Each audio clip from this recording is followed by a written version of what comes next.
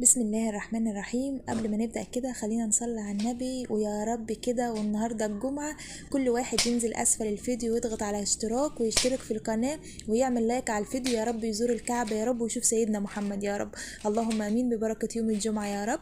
النهاردة بقى يا حبايب قلبي هنعمل مع بعض، هننضف مع بعض كيلو من السمك وهنعمل له تتبيلة رهيبة كده هتخليه مقرمش وذهبي، لونه ذهبي وجميل قوي من بره، ومن جوه كده اللحم بتاعه طري وزبده وتحفه بجد ان شاء الله باذن الله. بس جربوا الطريقه دي وهتعتمدوها في كل سمك، وهتبطلوا اصلا تشتري اي سمك جاهز من بره كده، لان التتبيله دي بتخلي طعمه اجمل مليون مره من طعم السمك اللي انت بتشتريه من بره.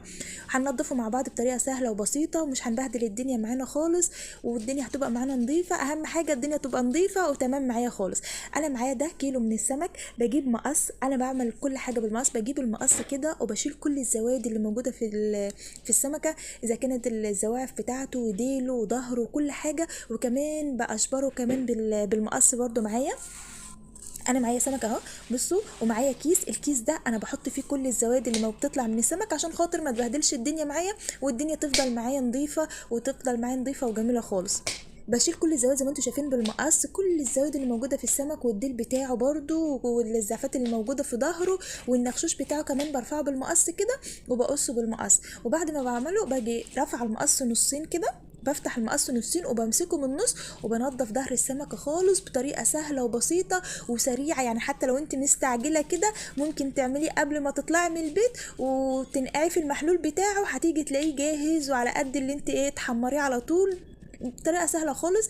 بعد كده ما بعمله كده ده كله بينزل في الكيس، وبعد ما بخلصه بشيل الكيس وبرميه وبغسله معايا. بقى بغسل السمك معايا بالطماطم. الطماطم يا بنات بجد حاجه رهيبه، ان هي يعني منقوع تحفه، ان هو بيشيل اي زفاره موجوده في السمك.